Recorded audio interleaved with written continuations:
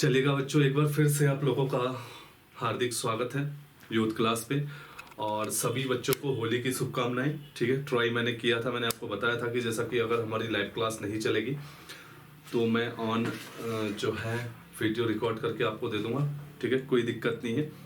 और जिस तरीके से हम लोग अपना कंटेंट कंटिन्यू करा था हमने इकोनॉमी का, उसी को हम आगे करते हैं। लास्ट टाइम पे मैंने आपको देखा होगा आपने कि इकोनॉमी का हमने जो है, कल की बात है, परसों की, कल तो क्लास नहीं चली, परसों की बात है, तो मैंने आपको इकोनॉमी की अर्थशास्त्र की शाखाएं और प्रकार बताए थे और प्रकार बहुत तरीके से बताए थे। तो प्रकार में 2 टाइप और रह गए हैं, है ना। उसको कंटिन्यू कर लीजिएगा, लास्ट तक देखिएगा और सीधे उसको लास्ट के देखने के बाद ये वीडियो कंटिन्यू करेगा तो आपको पूरा समझ में आ जाएगा। ठीक है, एक एक वीडियो में जाइएगा और वीडियो का लास्ट जो है वो उसका जो लास्ट होगा इससे कनेक्ट करके देखिएगा। ठीक है, तो देखिएगा बच्चों, मैंने आपको बताया था वहां पे कि किस तरीके से जो है उत्पादन, स्वामित्व और सरकार की भूमिका के आधार पर 3 प्रकार की होती है। पूंजीवादी, विकास और आपका मिश्रित, और मैंने आपको बताया था जो रशियन अगर वगैरह की है जहां पे सरकार की बहुत ज्यादा भूमिका रहती है ना, साम्यवादी। ठीक है, अब इसके बाद लिखेगा विकास के आधार पे, विकास के आधार पे लिखेगा, विकास के आधार पर। ठीक है, तो बच्चों विकास के आधार पर अर्थव्यवस्था को जो विश्व के अर्थशास्त्री है वो 3 भागों में रखते हैं। आइए देखते हैं वो 3 भाग कौन कौन से हैं। पहला देखिएगा विकसित, पहला वो विकसित बोलते हैं, विकसित अर्थव्यवस्था, है ना। दूसरा जो वो लोग रखते हैं विकासशील, विकासशील, और तीसरा जो वो रखते हैं ये है अल्प विकसित। ठीक है, लिखेगा अल्प विकसित, अल्प विकसित। ठीक है, 3 है। तो देखिएगा विकास के आधार पर जो है विश्व में 3 प्रकार की अर्थव्यवस्थाएं रखी गई हैं, विकसित, विकासशील, अल्प विकसित। ठीक है, अब मुद्दा यह है कि विकास क्या है यहाँ पे, क्योंकि जिस पैमाने पे आप लोग इस अर्थव्यवस्था को रख रहे हो विकास, तो विकास है क्या, समझ में आ रहा है आपको, है ना। तो विकास क्या है यहाँ पे, मुद्दा ये है। तो याद रखिएगा ये 3 प्रकार की अर्थव्यवस्थाएं हैं। ठीक है, आया समझ में, विकसित, विकासशील और अल्प विकसित। अब यहाँ पे मुद्दा ये है जो मैं आपको समझाना चाह रहा हूं। तो यहाँ पे जो अर्थशास्त्री है जो विकास के आधार पर अर्थव्यवस्था को 3 प्रकार से रखते हैं, तो इस विकास में वो क्या क्या पैमाने रखते हैं, समझ रहे हो। बहुत ही देखिए, इकोनॉमी आप अगर तरीके से पढ़ोगे तो बहुत इजी है, बहुत आसान है, आपको कोई टेंशन भी लेने की जरूरत नहीं है। ठीक है, तो यहाँ पे देखिएगा उन्होंने विकास के 4 स्टेप दे रखे हैं। ठीक है, पहला प्रति व्यक्ति आय लिखेगा, फिर है अधोसंरचना, दूसरा है अधोसंरचना लिखेगा, तीसरा है उच्च तकनीकी, उच्च तकनीकी, प्रति व्यक्ति आय, अधोसंरचना। ठीक है, और लास्ट है औद्योगिकरण, औद्योगिकरण। समझिएगा, एक एक चरण आप लोग आगे बढ़ते रहेंगे, हम लोग एक एक चरण में, तो हमें काफी आसानी से ये चीजें समझ में आएंगी। ठीक है, तो विकास के आधार पर 3 प्रकार की है, विकसित, अल्प, विकासशील और अल्प विकसित। तो यहां पे विकास जो है उसको 3-4 कैटेगरी में ये लोग देखते हैं। पहला बोलते हैं प्रति व्यक्ति आय, दूसरा अधोसंरचना, तीसरा उच्च तकनीकी, चौथा औद्योगिकरण। यानी कि ये 4 पैरामीटर है, इनके आधार पर कोई भी अर्थव्यवस्था विकसित होगी, विकासशील होगी और अल्प विकसित होगी। कहने का मतलब यह है। अब देखिएगा जिन लोगों ने विकास के आधार पर 3 आधार पे बांट रखे हैं, यहां पे मैं लिख देता हूं। पहला क्या है, विकसित, पहला है विकसित अर्थव्यवस्था, है ना। तो यही 4 पैरामीटर है, समझिएगा। ठीक है, यही 4 पैरामीटर है। अब ये लोग बोलते हैं कि यार जो विकसित अर्थव्यवस्था है ना, हम वहां पे देखो प्रति व्यक्ति आय जो है सबसे पीक लेवल पे होगी, हायर लेवल पे होगी, बहुत ज्यादा उनकी प्रति व्यक्ति आय होगी। अधोसंरचना भी वहां पे अच्छे स्तर पे होगी। उच्च तकनीकी देखिएगा, ठीक है, हाई जो स्टैंडर्ड है उच्च तकनीकी का, तो ये बोलते हैं कि बिल्कुल हाई स्टैंडर्ड हो। जिन देशों में उच्च तकनीकी हाई स्टैंडर्ड पे है औद्योगिकरण हाई स्टैंडर्ड पे है। उच्च तकनीकी हाई स्टैंडर्ड का मतलब आपको समझ में आ रहा है। अगर हमारे भारत में उच्च तकनीकी हाई लेवल पे होगी तो आप समझ लो लोगों की बेरोजगारी जो है वो कम हो जाएगी। तकनीकी हो गया, औद्योगिकरण हो गया, ये बहुत सारे ऐसे फैक्टर हैं जो बेरोजगारी और गरीबी को कम करने के कारगर यानी कि साधन हैं। समझ में आया ना। तो जिन देशों की उच्च तकनीकी, ठीक है, औद्योगिकरण बहुत हायर लेवल पे हो और अधोसंरचना हायर लेवल पे हो और प्रति व्यक्ति आय हायर लेवल पे हो, हायर मतलब पीक लेवल पे, समझ में आया ना। तो जिन देशों की ये सब पीक लेवल पे हायर लेवल पे है वो होंगे विकसित देश। समझिएगा, बार बार आप पढ़ते हैं कि अमेरिका विकसित देश है, समझ में आया ना, ब्रिटेन यूके विकसित देश है। तो अब आपको समझ में आया विकसित देश क्यों है, क्योंकि वहां प्रति व्यक्ति आय जो है बिल्कुल पीक लेवल पे है, अधोसंरचना भी पीक लेवल पे है, उच्च तकनीकी उन देशों में पीक लेवल पे है, ठीक है, औद्योगिकरण भी उन देशों में पीक लेवल पे है। तो तब हमने यूके और अमेरिका को विकसित कहा। दूसरा विकासशील, दूसरा देखेगा विकासशील, ठीक है, दूसरा देखेगा विकासशील। विकासशील देशों में क्या कहा गया है कि प्रति व्यक्ति आय मध्यम हो, मिडिल, मतलब समझ में आया ना, अधोसंरचना भी मिडिल हो, मध्यम हो, उच्च तकनीकी भी वहां पे मध्यम हो और औद्योगिकरण भी वहां पे क्या हो, समझ में आना, मध्यम हो। मध्यम का मतलब समझ लो मिडिल में हो, मध्यम हो। जहां पे ये चारों चीजें मध्यम लेवल पे यानी कि मिडिल लेवल पे पाई जाती है, प्रति व्यक्ति आय, अधोसंरचना, उच्च तकनीकी और औद्योगिकरण, ऐसे देशों को विकासशील देश बोलते हैं और भारत इसी में आता है। भारत क्या आता है, इसी में आता है ना, भारत जो है इसी में आता है। तीसरा देखेगा अल्प विकसित, अल्प विकसित। अब अल्प विकसित देश कौन से होंगे, 4 पैरामीटर आपके दिमाग में है, मैंने वहां पे लिख रखे 4 पैरामीटर, तो आसानी से आपको समझ में आ जाएगा कि हाँ यार इन 4 पैरामीटरों के आधार पर मैं किसी भी अर्थव्यवस्था को कैटेगरीज कर सकता हूं, विकसित, विकासशील और अल्प विकसित, ठीक है। तो डेफिनेटली यार अल्प विकसित देशों में क्या होगा, न तो प्रति व्यक्ति आय अच्छी होगी, है ना, न ही अधोसंरचना अच्छी होगी, नहीं आपका उच्च तकनीकी बिल्कुल नहीं होगी और औद्योगिकरण होगा नहीं। दूसरा कहा जाता है कि अल्प विकसित देश जो है वो अभी विकास के क्रम में चल रहे हैं, अभी वो मतलब थोड़े समझ लो बच्चे हैं, मतलब विकास के क्रम में इन चीजों में बिल्कुल चाइल्ड जो है। और जो विकासशील देश है, ठीक है, इनमें मध्यम है और विकसित देशों में सबसे हाई होता है, ये 4 चीजें, ठीक है। और अल्प विकसित देशों में बिल्कुल भी नहीं होता। अफ्रीका कॉन्टिनेंट के यानी कि अफ्रीका जो हमारा कॉन्टिनेंट है, महाद्वीप है, उसके बहुत सारे देश जो है अल्प विकसित की कैटेगरी में आते हैं, याद रखिएगा, ठीक है।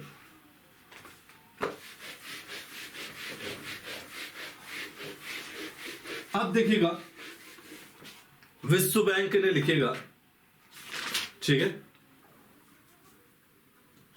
विश्व बैंक ने प्रति व्यक्ति आय के आधार पर बांट रखा है। विश्व बैंक ने लिखेगा, विश्व बैंक ने प्रति व्यक्ति आय के आधार पर, विश्व बैंक के प्रति व्यक्ति, ठीक है, विश्व बैंक के प्रति व्यक्ति आय के अनुसार। अब ये अलग पैरामीटर है इसका, विश्व बैंक का, ठीक है, ये जो पैरामीटर देता है, ठीक है, अर्थव्यवस्था के प्रकार के, विश्व बैंक के प्रति व्यक्ति आय के आधार पर, ये प्रति व्यक्ति आय के हिसाब से किसी भी देश को क्या करता है, 4 भागों में बांटता है। समझ में आना, 4 भागों में बांटता है। पहला लिखेगा निम्न स्तर के देश, अभी मैं बता रहा हूं क्या है। दूसरा लिखेगा निम्न मध्यम देश, निम्न मध्यम देश लिखेगा, अभी मैं समझा रहा हूं। तीसरा लिखेगा उच्च मध्यम देश और चौथा लिखेगा उच्च, मतलब हायर स्टैंडर्ड के लिखेगा, उच्च स्तर के, उच्च आय वाले, उच्च मध्यम आय, निम्न स्तर आय वाले देश, ठीक है, निम्न स्तर आय वाले देश, निम्न मध्यम आय वाले देश लिखेगा। ये पैरामीटर पूछा गया है, उच्च मध्यम आय वाले देश और उच्च आय वाले देश। अब देखेगा क्या है, 2016 में विश्व बैंक ने जो है प्रति व्यक्ति आय पर कैपिटल के हिसाब से विश्व के जितने भी देश है उनको 4 कैटेगरी में बांटा है। इन फ्यूचर में कभी भी क्वेश्चन आ सकता है कि विश्व बैंक ने प्रति व्यक्ति आय के हिसाब से जो है देशों को कितने भागों में बांटा है? 4। निम्न स्तर वाले, फिर निम्न मध्यम स्तर वाले, उच्च मध्यम स्तर वाले, उच्च आय वाले। समझ रहे हो? निम्न स्तर वाले सबसे लो कैटेगरी के। इसमें लिखेगा $1036 से कम, जिन देशों की प्रति व्यक्ति आय $1036 से कम हो। $1036 से जिन देशों की प्रति व्यक्ति आय कम है, वो देश क्या कहलाएंगे बताइएगा? वो देश कहलाएंगे निम्न स्तर वाले, निम्न स्तर आय वाले। दूसरा निम्न मध्यम आय वाले लिखेगा 1036 से $4045, 1036 से 4045 यानी $4045 तक, इस बीच में। ठीक है, तो 1040 से 40,045 के बीच में जो देश आएंगे वो निम्न मध्यम देश कहलाएंगे। और लिखेगा 2019 के अनुसार वर्ल्ड बैंक ने भारत की 2190 पर कैपिटल 2190 को 70 से गुणा कर देना, क्योंकि डॉलर 70 का होता है, इसको 70 से गुणा कर देना तो वो निकल जाएगा। ठीक है, तो 2019 में जब विश्व बैंक ने एक सर्वे निकाला तो इस सर्वे में बताया गया था कि भारत की पर कैपिटल इनकम $2190 है। तो 1036 लिखेगा, 1036 और 1045 के बीच में ही आपका क्या आएगा? 2190 है। ठीक है, 2190 इसी के बीच में तो आएगा, समझ में ना? 1036 से 4045 इसके बीच में आएगा आपका 2190। तो भारत कौन सा देश है? विश्व बैंक के प्रति व्यक्ति आय के अनुसार निम्न मध्यम आय वाला। समझ में आना? निम्न स्तर से थोड़ा बचे हैं और निम्न मध्यम आय वाले हम लोग जो है वो है। ठीक है, तो भारत निम्न मध्यम आय वाला देश है। लिखना, रेफरेंस में देना कि 2019 में वर्ल्ड बैंक ने जो पर कैपिटल पर देश की लॉन्च की थी, बताया था, तो उसमें भारत की 2190 जो है डॉलर प्रति व्यक्ति आय रखा गया था। अब लिखेगा उच्च मध्यम आय 4046 से 12,335 तक, हाँ 12,535 तक, सॉरी 12,535 तक। जिन देशों के लोगों की जो आय है वो $4046 से $12,535 के बीच में है, वो देश कहलाएंगे उच्च मध्यम आय वाले। ठीक है, और जिन देशों की आय 12,535 से ऊपर है, जिन देशों की आय 12,535 से ऊपर है, वो देश जो है उच्च आय वाले होंगे, यानी कि वहां पे लोगों के पास बहुत ज्यादा पैसा होगा। ठीक है, तो भारत निम्न मध्यम आय वाला देश है, याद रखिएगा, एक बार क्वेश्चन पूछा गया था। इन सब को, इस सब का पैरामीटर मापने के लिए लिखेगा, इस सब को निकालने के लिए विश्व बैंक एटलस पद्धति लिखेगा, एटलस पद्धति का यूज करता है, एटलस पद्धति का यूज करता है। समझ में आना? इन सब पैरामीटर को निकालने के लिए एटलस पद्धति का यूज करता है। कल के दिन में आपसे क्वेश्चन आ सकता है कि जो विश्व बैंक है वो एटलस पद्धति का यूज कहां पे करता है, तो आपका सीधा आंसर होगा कि सर प्रति व्यक्ति आय जब वो निकालता है, जिसमें उसने 4 कैटेगरी बनाई है, निम्न स्तर आय, निम्न मध्यम आय, उच्च मध्यम आय, उच्च आय, तो वहां पे वो एटलस पद्धति का पैरामीटर यूज करके, इस पैरामीटर के यूज करके देशों को इन कैटेगरीज में बांटता है। लिख लीजिएगा, बहुत इंपॉर्टेंट है। ठीक है, एटलस पद्धति।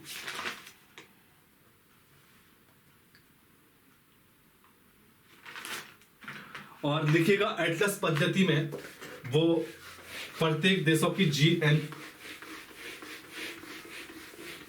लिखेगा GNI, एटलस पद्धति में लिखेगा प्रत्येक देशों की GNI। ठीक है, एटलस पद्धति में लिखेगा प्रत्येक देशों की GNI यानी कि ग्रॉस नेशनल इनकम को रखता है। ठीक है, एटलस पद्धति के माध्यम से प्रत्येक देश की GNI ग्रॉस नेशनल इनकम को रखता है और इसको सीधे डॉलर में कन्वर्ट करता है, और एवरेज रहता है 3 ईयर का। ठीक है, एवरेज रहता है 3 ईयर का, GNI इसका मानक होता है। ये लिख लीजिएगा, ये बहुत इंपॉर्टेंट है। ठीक, अब लिखेगा भारतीय अर्थव्यवस्था की विशेषता। भारतीय अर्थव्यवस्था की विशेषता, भारतीय अर्थव्यवस्था की विशेषता लिखेगा।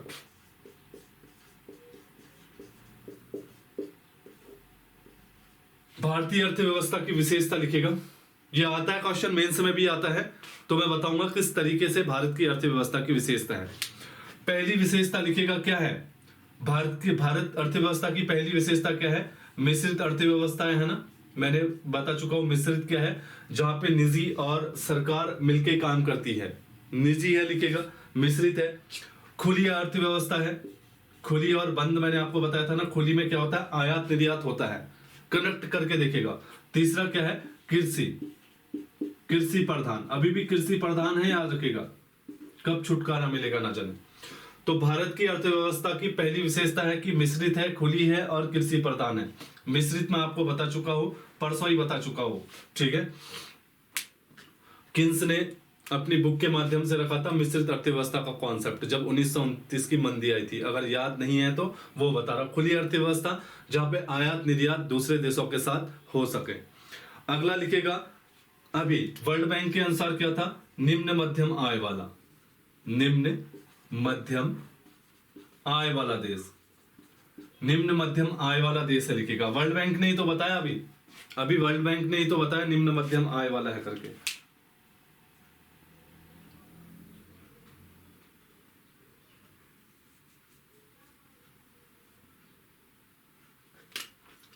अब आज आपको पता चलेगी कि भारत की अर्थव्यवस्था की क्या विशेषता है। अगला लिखिएगा, ठीक है, औद्योगिक संरचना की कमी, औद्योगिक संरचना की कमी, औद्योगिक संरचना की कमी। दूसरा लिखेगा जनसंख्या विस्फोट, जनसंख्या का दबाव, जनसंख्या का दबाव। औद्योगिक संरचना की कमी का मतलब क्या है बच्चों, देखेगा, औद्योगिक संरचना की कमी यानी कि यार हम लोग इंडस्ट्री लगाना चाहते हैं, बहुत ज्यादा लगाना चाहते हैं, लेकिन कमी है, समझ में ना, या तो पैसों का अभाव है, या जमीन का अभाव है, या किसी और चीज का अभाव है। इसके कारण भी क्या हो जाता है, औद्योगिक संरचना कमी की वजह से कहीं ना कहीं हम पिछड़ जाते हैं। दूसरा है जनसंख्या का दबाव। यार देखो, दिन प्रतिदिन जनसंख्या बढ़ती जा रही है, न कंट्रोल है, न कोई रेगुलेट करने वाला ऐसा प्राणी है जिसने कह रखा हो कि जनसंख्या कानून लाएंगे और भारत में जो भी व्यक्ति होगा प्रत्येक को 2-2 बच्चे बनाने का कानून है, इससे ज्यादा नहीं बना सकते। ऐसा कुछ भी नहीं है, आपको पता है, लोग बेलगाम हो चुके हैं और बिल्कुल जनसंख्या विस्फोट की ओर है। तो ऐसी स्थिति में भी क्या है, जनसंख्या का दबाव भी भारतीय अर्थव्यवस्था की विशेषता है। और ज्यादा जनसंख्या होने की वजह से आपने देखा होगा कोविड, है ना, कोविड 19 जो था उसने बहुत ज्यादा सबक सिखाया और उसने भारत को बताया कि भैया जनसंख्या अपनी कम कर ले, अभी भी तेरे पास मौका है, अभी भी तू जनसंख्या पॉलिसी ला, वोट बैंकिंग के चक्करों में, ठीक है, वोट बैंकिंग के चक्करों में ऐसा मत कर, समझ में आया ना। तो जनसंख्या दबाव भी बहुत बड़ा है।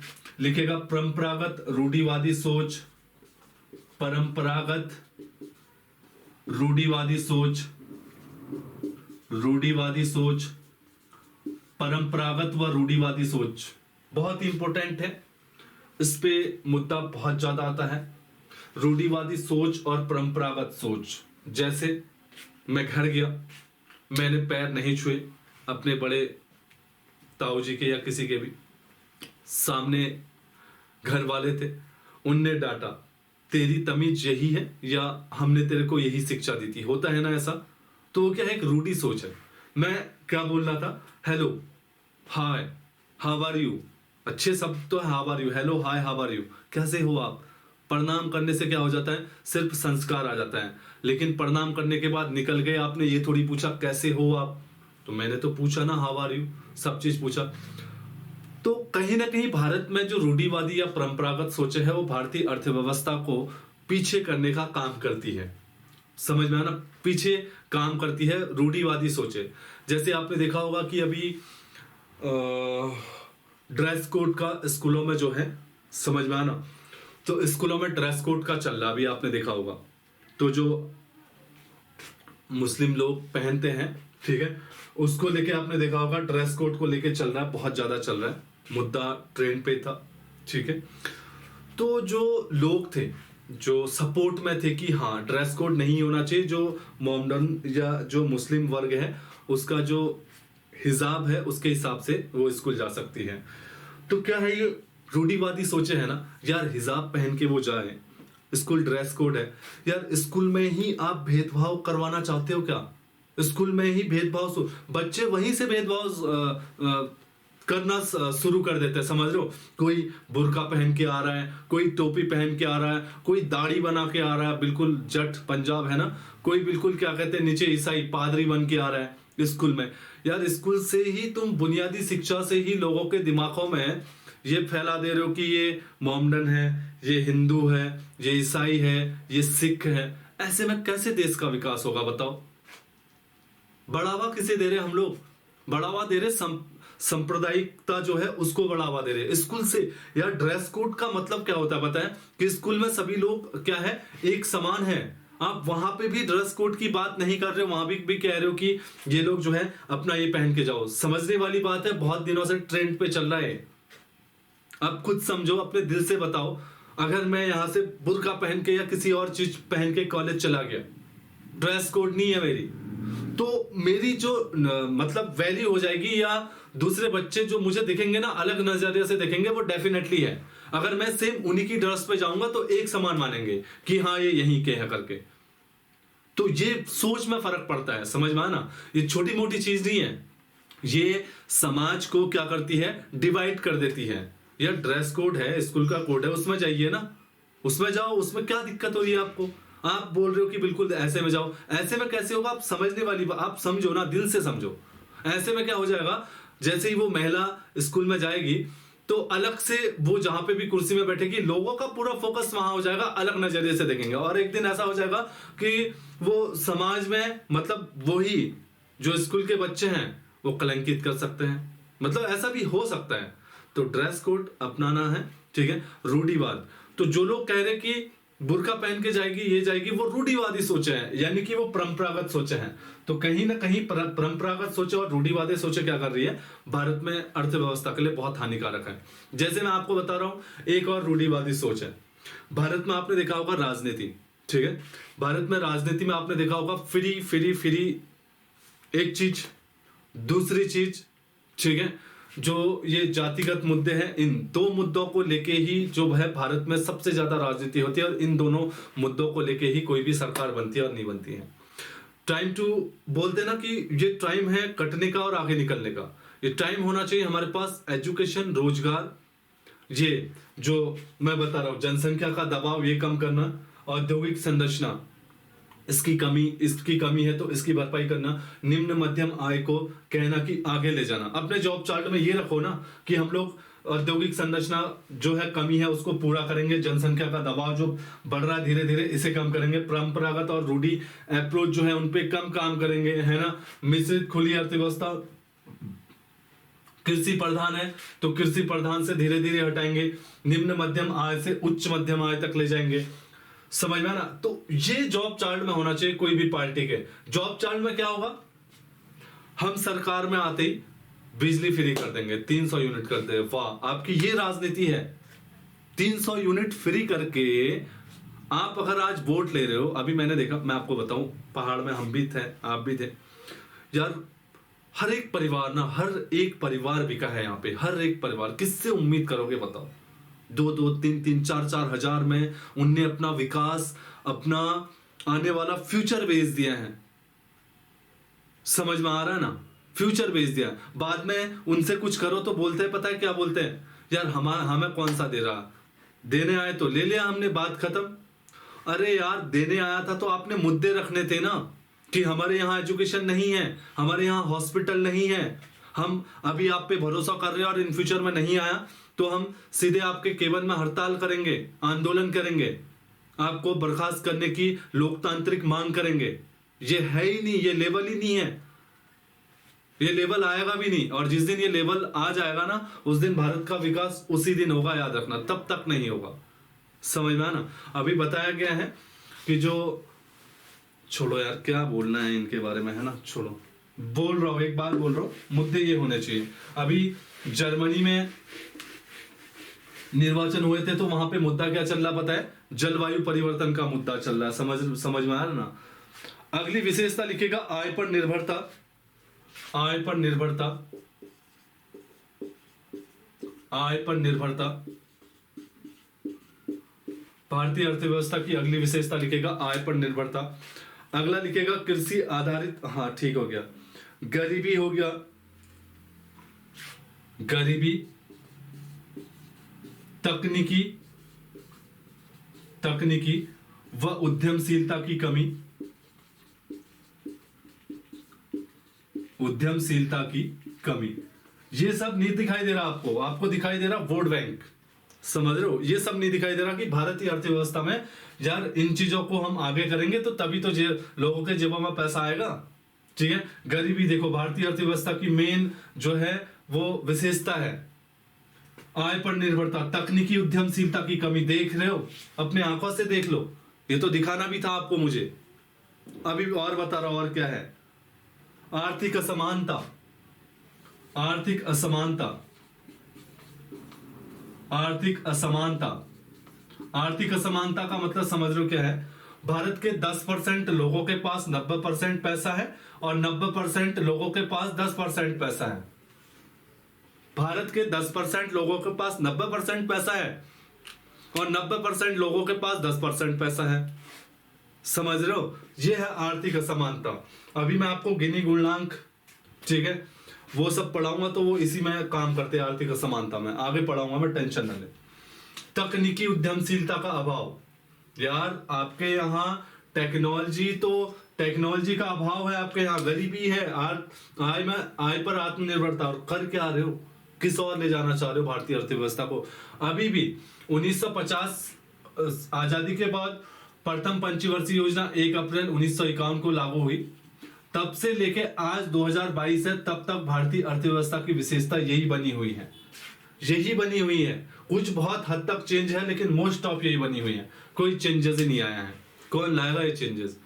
सरकार जिसको हम चुन रहे हैं, और हम ही गधे बन के, मूर्ख बन के, बिक के किसी को भी क्या कहते हैं कुर्सी दे देंगे, तो डेफिनेटली ऐसा ही होगा। यही चार्ट रहेगा, कभी बदलेगा ही नहीं। और जनसंख्या में जनसंख्या बढ़ेगी और एक दिन ऐसा होगा विस्फोट होगा, भौगोलिक क्षेत्रफल कम हो जाएगा। जनसंख्या ज्यादा होगी तो भौगोलिक क्षेत्रफल कम होगा ना धीरे धीरे, और उस दिन होगा लड़ाई। क्यों? आपके पास यार 3 अरब जनसंख्या पहुंच गई है और उत्पादन, खाद्य उत्पादन आपके पास सिर्फ क्या कहते हैं 50 करोड़ लोगों का है, कि 250 करोड़ लोग जो है, अगले जो 250 करोड़ लोग है, एक दिन तो आएगा ही ऐसा। ये मुद्दा नहीं उठाएंगे क्या बताओ? भारत में याद रखिएगा उत्पादन कम है, समझ में आना, चीजों का उत्पादन कम है और जनसंख्या ज्यादा है, इसलिए भारत को क्या करना पड़ता है? निर्यात करना पड़ता है, इसलिए आयात कम करता है। आयात कैसे करेगा? इतनी बड़ी क्या कहते हैं फौज तो लेके बैठ रखा है, कैसे आयात कर सकता है बताओ? न गेहूं का आयात, न चावल का आयात, जो देश में हुआ वही खरीदा सरकार ने, वही बेचा, आयात तो, निर्यात तो हुआ ही नहीं। तो भारत जो है ज्यादा निर्यात इसकी वजह से भी कर रहा है, क्योंकि यहाँ पे कहीं ना कहीं जनसंख्या का भी बहुत बड़ी भूमिका है। यार जनसंख्या ज्यादा होगी तो आपके देश में ही तो खपत हो जाएगी, आप दूसरे देश को थोड़ी दोगे, समझ में आना? तो सरकार को इन मुद्दों पे काम करना चाहिए। ये भारतीय अर्थव्यवस्था की विशेषता है, लिख लीजिएगा।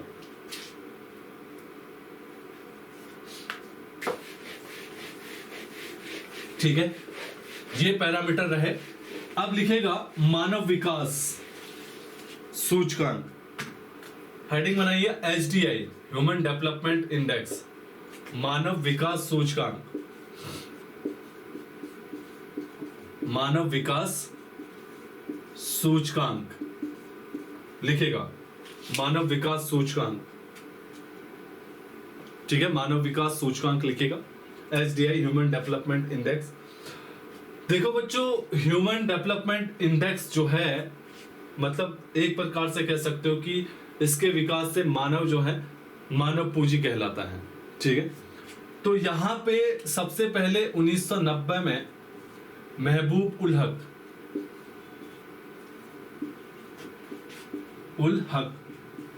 प्लस सहायक के रूप में अमर्त्य सेन, अपने यहाँ के भारत के, ठीक है, मोस्टली तो महबूब उल हक और सहायक के रूप में अमर्त्य सेन, इनने सबसे पहले मानव विकास सूचकांक जो है इसका कॉन्सेप्ट दुनिया को दिया 1990 में, ठीक है।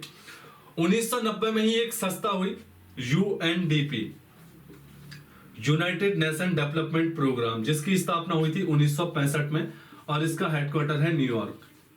याद रखिएगा, ये जो संस्था है ये इस रिपोर्ट को लॉन्च करती है, इस रिपोर्ट का इंडेक्स निकालती है, इस रिपोर्ट को लॉन्च करती है यूएनडीपी। समझ में आना। तो अब ये बात है कि महबूब उल हक और अमर्त्य सेन ने मानव विकास को किस पैमाने पे, किस तरीके से जो है मापतोल की, समझ रहे हो ना, किस तरीके से इनको माना। तो इन्होंने कहा कि ह्यूमन जो मानव विकास सूचकांक है या जो मानव विकास है उसको 3 इंडेक्सों में हम लोग जो है क्या करेंगे, चेक करेंगे। पहला, ठीक है, स्वास्थ्य मतलब जीवन प्रत्याशा, जीवन प्रत्याशा, इसके 3 पैरामीटर है, लिखेगा।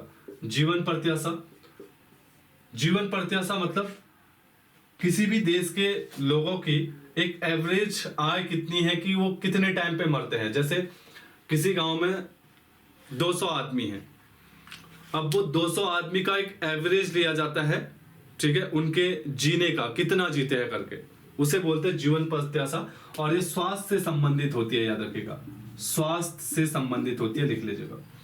दूसरा लिखेगा प्रति व्यक्ति आय, प्रति व्यक्ति आय,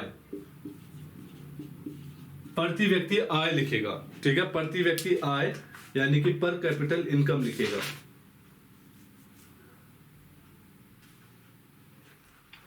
और तीसरा पैरामीटर लिखेगा इसका शिक्षा। ये पैरामीटर पूछे गए हैं मानव विकास सूचकांक के। तीसरा लिखेगा शिक्षा। तो ये 3 पैरामीटर जो है मानव विकास सूचकांक के है, जीवन प्रत्याशा, स्वास्थ्य, प्रति व्यक्ति आय किससे, इनकम से, इनकम से रिलेट करती है, शिक्षा एजुकेशन से, शिक्षा का स्तर क्या है उस देश का, किस तरीके से वहां पे लोग जो है एजुकेशन ले रहे हैं, प्रति व्यक्ति आय किस तरीके से किसी देश में इनकम हो रही है, और जीवन प्रत्याशा मतलब स्वास्थ्य संबंधित सेवाएं उस देश में कैसी है। तो ये 3 पैरामीटरों के माध्यम से HDI यानी कि ह्यूमन डेवलपमेंट इंडेक्स बनाया जाता है। और समझ में आना, ये 3 लेवलों से ये बनाया जाता है, याद रखिएगा, ये 3 चीज इसमें आती है। इन तीन कई बार एग्जामों में पूछा जा चुका है कि मानव विकास सूचकांक में निम्नलिखित में से कौन सा घटक शामिल है, जीवन प्रत्याशा, प्रति व्यक्ति आय और शिक्षा। याद रखिएगा ये तीनों ही हैं। समझ में आना। तो जिस देश की तीनों ही चीज बेटर होगी तो वो अच्छा होगा। अब देखिएगा क्या होता है यहां पे, ठीक है, यहां पे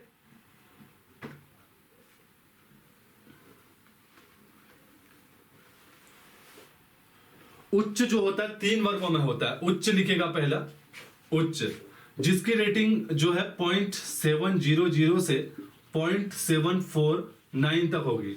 0.007 से 0.90 तक होगी, वो उच्च होगा। समझ में ना, पॉइंट है 0.007 से 0.79। मध्यम लिखेगा, मध्यम लिखेगा, जिसकी 0.499 से यहां तक, कहां तक, 0.699 तक जिसका होगा। 0.499 से, सॉरी यार, 0.451 से 0.451 से 0.451 से जिसका 0.699 के बीच में रेशियो आएगा, वो जो है मध्यम होगा। निम्न लिखेगा, निम्न लिखेगा 0.541 से नीचे वाले निम्न कहलाएंगे। अब देखिएगा 3 है, 3 पैरामीटर है जो मैं समझाने की कोशिश कर रहा हूं, थोड़ा आंकड़े लगते हैं इसमें। मानव विकास सूचकांक किन देशों में उच्च कहलाएगा? जिन देशों का जो मान है 0.700 से, ठीक है, 0.790 के बीच में है। तीनों का जो 3 थे ना, जीवन प्रत्याशा, शिक्षा, प्रति व्यक्ति आय, उन तीनों को लेके उनका सूचकांक निकाल के इसमें उनको रखा जाता है। अगर उनकी वैल्यू 0.701 आएगी तो वो उच्च होगा, अगर इससे नीचे आएगी तो मध्यम होगा। तो मध्यम 0.541 से 0.699 तक, और निम्न क्या होगा 0.541 से नीचे। अब देखिएगा अभी हाल ही में जो यूएनडीपी, समझ में आया ना, यूनाइटेड नेशन डेवलपमेंट प्रोग्राम, जिसकी स्थापना मैं आपको बता चुका हूं कि 1965 में हुई थी। और यही क्या करता है, मानव विकास सूचकांक निकालता है। अभी हाल ही में जो इसने 2020 में जो मानव विकास सूचकांक निकाला है, इसके अनुसार भारत की रैंकिंग 131वीं है, लिखेगा ये पीसीएस पीडी में आ सकता है, 131वीं है, एनटी में तो आ चुका है। और इसकी रेटिंग जो है 0.645 है, 0.645। तो 0.645 किसके बीच में आ रहा है, मध्यम के बीच में आ रहा है ना, 0.645 इसके बीच में आ रहा है, देखिएगा, है ना। तो भारत क्या है, मानव विकास सूचकांक के अनुसार मध्यम, समझ में आया ना, मध्यम स्तर में है। तो याद रखिएगा, तो यहां पे है भारत, भारत मध्यम स्तर पे है। कुछ फैक्ट लिख लीजिएगा, यूएनडीपी से लॉन्च करता है भारत में, लिखेगा सबसे पहले किसी राज्य ने लॉन्च किया तो एमपी ने, भारत में एमपी ने लॉन्च किया उसे 1995 में, ठीक है, 1995 में सबसे पहले एमपी ने लॉन्च किया, राज्य ने। और पूरे देश के लिए, पूरे सब जगह के लिए 2002 में, ठीक है, नीति आयोग, जिसे योजना आयोग कहते थे पहले, योजना आयोग कह सकते हो, ठीक है, योजना आयोग द्वारा 2002 में पूरे भारत के लिए इसे जो है लॉन्च किया गया था। और 1995 में एमपी सरकार द्वारा, ठीक है, सबसे पहले इसका क्या किया गया था, लॉन्चिंग की थी, ठीक है। तो ये इतना हो गया, ये कंप्लीट हो गया यहां तक, ठीक है। अब जो हम इकोनॉमी में आगे पढ़ेंगे, आर्थिक समृद्धि और आर्थिक वृद्धि पढ़ेंगे, वो बहुत इंपॉर्टेंट है। वहां पे जीडीपी का है, एक ही दिन में वो खत्म हो जाएगा। तो अगली जो रिकॉर्ड क्लास आएगी, अगर क्लास नहीं चलेगी तो देखते हैं किसकी है, लेकिन अब आपकी उत्तराखंड की या हिंदी की आएगी रिकॉर्ड क्लास, ठीक है। तो इसी के साथ आप लोग होली जरूर सेलिब्रेट करें, इतना ज्यादा भी ना करें कि आपका टाइम लग जाए, है ना। सेलिब्रेट भी करें, लेकिन पढ़ाई पे ज्यादा ध्यान दें, पढ़ाई पे ज्यादा फोकस करें, ठीक है।